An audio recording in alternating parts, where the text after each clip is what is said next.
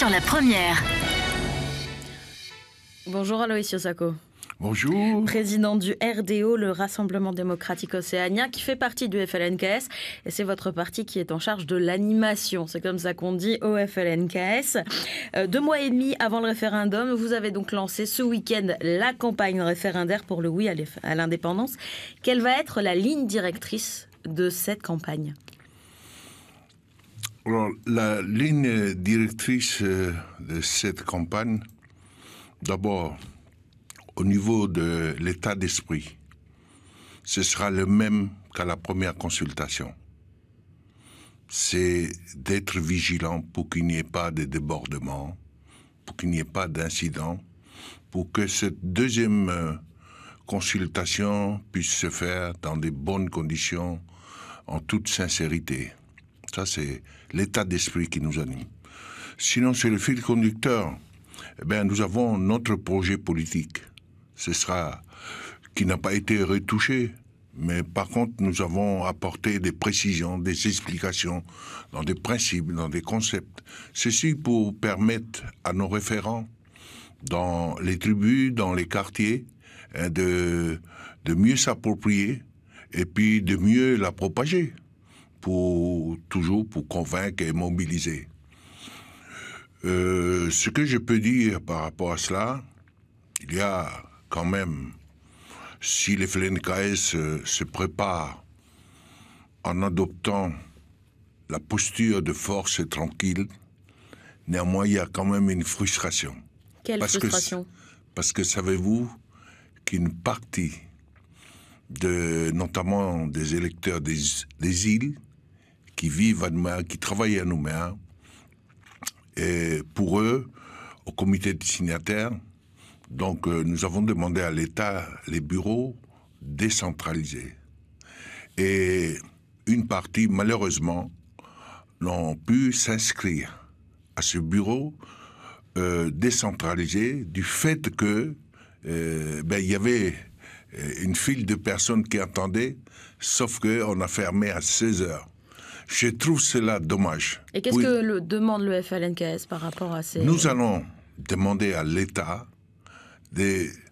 parce qu'il y a eu les confinements, parce qu'il y a eu les municipales, de bien vouloir tenir compte de ces 2 éléments pour repousser la date des inscriptions, notamment pour ceux des îles, car, comme vous le savez, le vote, c'est un droit.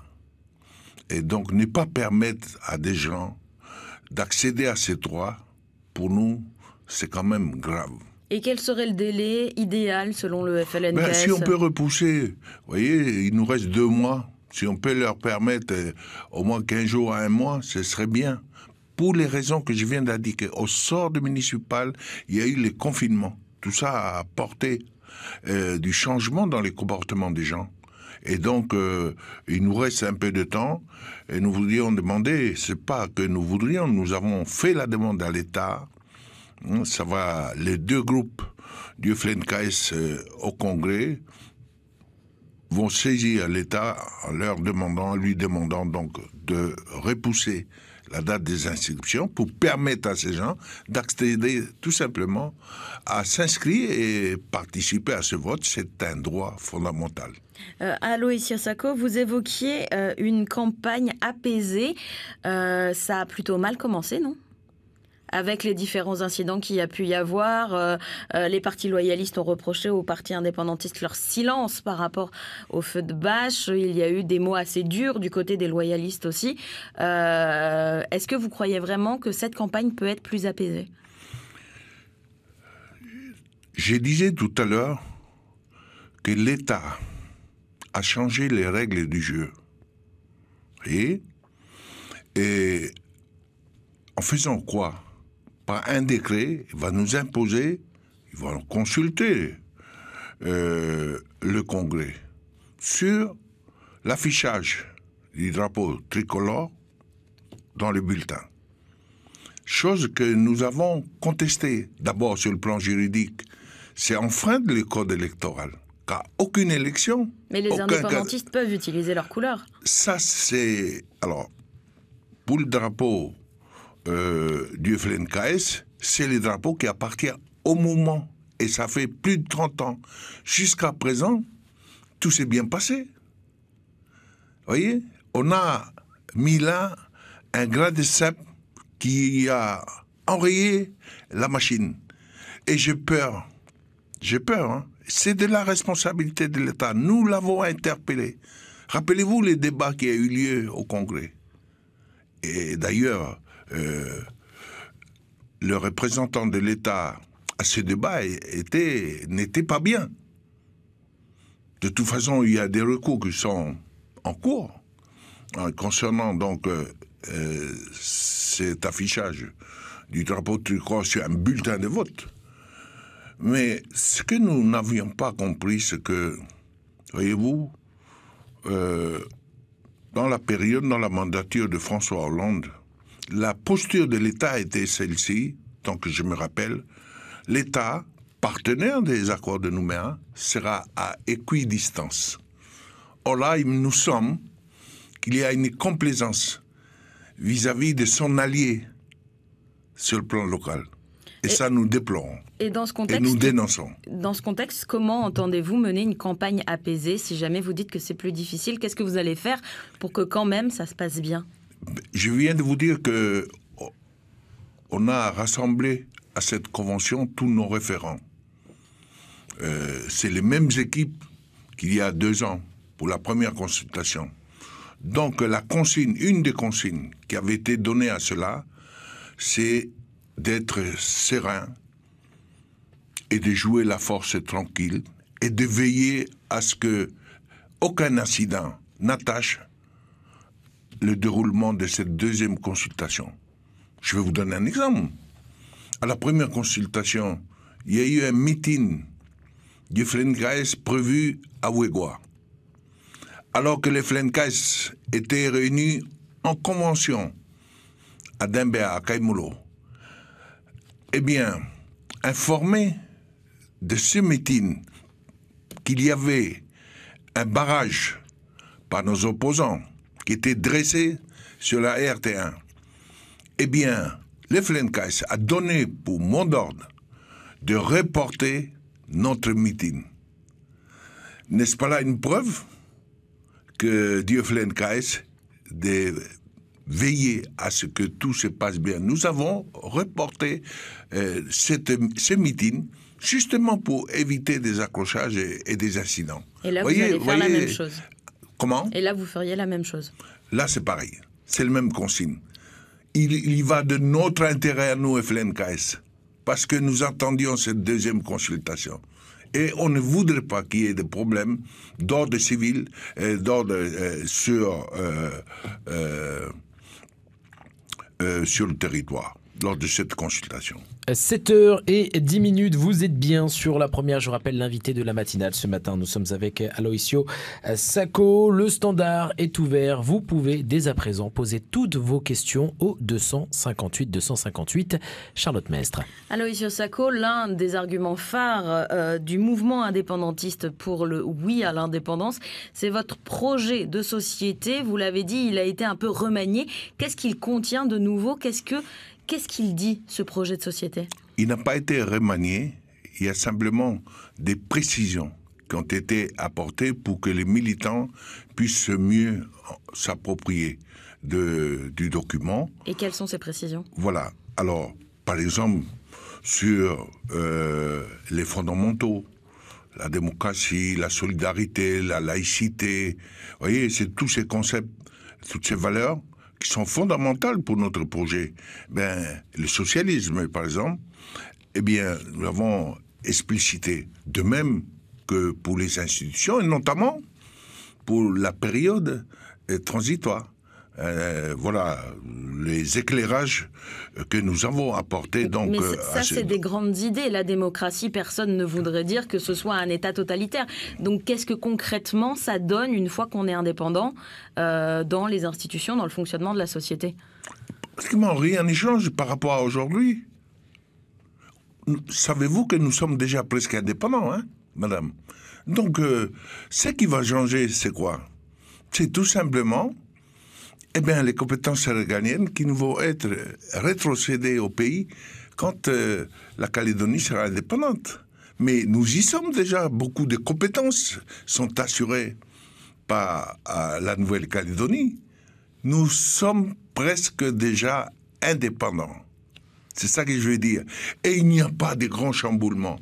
Alors, bien sûr, sur les institutions, on aura, puisque ce sera un État, on mettra un président de la République. Nous aurons un Parlement avec le Congrès, qui votera les lois du pays. Et ce ne seront pas des élus, on va les appeler des députés, vous voyez, des choses comme ça. Nous aurons le Sénat, là où il est confiné simplement à traiter, à être consulté sur l'identité kanak, ou ce qui touche à l'identité kanak. Là, on va le remonter, vous voyez, pour que ce soit véritablement la chambre des sages, où toutes les communautés y seront présentes. Monsieur Sako, on a beaucoup d'appels du côté du standard. On va essayer de prendre quelques personnes. Nous avons Maki au téléphone. Bonjour. Oui, bonjour. Avez... Bonjour, monsieur Sako, mes respects. Voilà, j'ai une question, mais avant de poser ma question, je voudrais quand même me présenter. Hein. Je suis un militant de la tribu de Gossana, un militant actif des années 84 à 88, un ex-militant du FNKS. Il s'est engagé par les mots d'ordre du FNKS, le boycott des écoles coloniales. Avec mes 4 enfants, donc on a suivi ce mot d'ordre de 84 à 2000. Le boycott des institutions sportives, on a mis en sommet nos équipes de volleyball et de football de 84 à 2000. Et un militant actif du comité de lutte, en plein dans les événements de 88. Et donc, aujourd'hui, je me retrouve plus dans les valeurs que prône le FNKS. Et j'avais préparé ma question parce que j'ai cru comprendre que c'était Nika Forest qui va être l'invité d'aujourd'hui. Donc, je me demande, est-ce que le FNKS, aujourd'hui, en 2020, j'ai le sentiment qu'il prône 2 langages différents.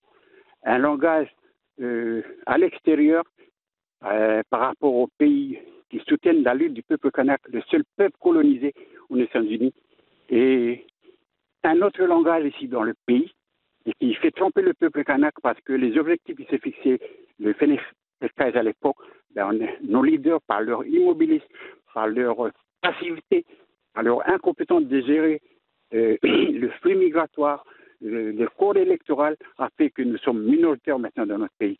Donc ma question est là, donc est-ce que le FNKS est encore crédible au vu de la masse kanak de Kanaki? Merci, et puis mon plus grand respect à M. Sako. Je sais que vous êtes quelqu'un de sincère, et voilà ma question qui vient du cœur. C'est la sincérité aussi qui me tient dans mes tripes, que j'ai envie d'exprimer aujourd'hui que le FNKS n'est plus le reflet du peuple kanak. Merci monsieur Ouéa. Donc Maki Ouéa qui posait une question. Il a dit militant indépendantiste par rapport à la perte d'identité du FLNKS. Monsieur Ouéa estime qu'il y a un double discours et que le FLNKS désormais s'est trahi et ne soutient plus réellement la cause indépendantiste. Que pouvez-vous lui répondre? Oui.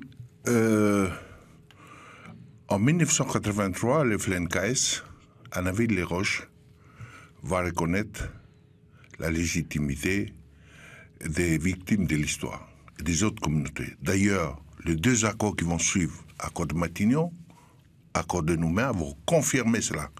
Voyez, Jean-Marie Tjibaou, je parle de 1983.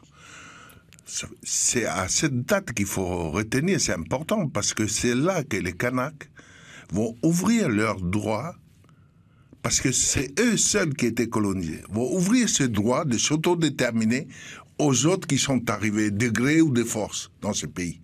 La main ouverte du FLNKS. Mais M. Ouéa ne parle pas de 83, il parle d'aujourd'hui, de ce qu'est le FLNKS aujourd'hui. On va y arriver. En 1987, date à laquelle on va inscrire la Calédonie dans les pays à décoloniser, dans le projet de constitution déposé par Jean-Marie Tjibaou. Eh bien, qu'est-ce qui figure dans cette constitution? Il parle d'une société avec les mêmes valeurs que je vous ai indiquées là tout à l'heure, en prenant en compte la pluriculturalité. Lui va employer les termes pluriethniques. Le FLNKS va le changer en 2018 dans son projet politique en mettant pluriculturel, en tenant compte du métissage. Vous voyez, il va donner une autre dimension. Le FLNKS est toujours resté dans la ligne de ce que les vieux ont tracé, et notamment à partir de 1983, où ils vont ouvrir leur droit à s'autodéterminer aux autres communautés. C'est dans les préambules, d'ailleurs, de l'accord de Nouméa, qui reconnaît la légitimité des autres communautés, car ils ont apporté leur pierre, leur contribution au développement de ce pays. Aloysius Sako, il nous reste très peu de temps. On n'a pas abordé de l'organisation de la campagne. Si vous pouvez nous répondre rapidement sur comment ça va s'organiser cette campagne. Oui, alors, très brièvement, il y a des choses qui nous sont internes. Ça n'intéresse pas le public. Ce qui peut intéresser le public, c'est que à partir au début du mois d'août, début août, le FLNKS lancera la campagne dans tout le pays. Mais d'ores et déjà, nous sommes dans la première phase. Dans la première phase, avec ce que les référents des CNC ont pris à cette convention. Donc nous sommes là dans cette première phase. La deuxième phase qui va venir, c'est début août, où alors là, on va monter en crescendo notre campagne sur l'ensemble du pays. Sous quelle forme? Eh bien, les formes habituelles. C'est les meetings, c'est les réunions de proximité, c'est les médias. Vous voyez, tous les ingrédients qu'une campagne comporte. Il n'y a rien à inventer, rien à imaginer, il n'y a rien d'autre. C'est tout ce qu'on a fait à la première consultation pour rassurer les Calédoniens, les FLNKS, dans cette deuxième consultation, mettra les mêmes ingrédients dans sa manière de mobiliser la population calédonienne, de les sécuriser et de les rassurer. Aloysius Sako, président du RDO, qui anime le FLNKS, le bureau politique du FLNKS. Merci d'avoir été notre invité ce matin. Je vous remercie. C'était l'invité de la matinale. sur la première. C'est pas trop tôt C'est pas trop tôt. avec Nico sur la première.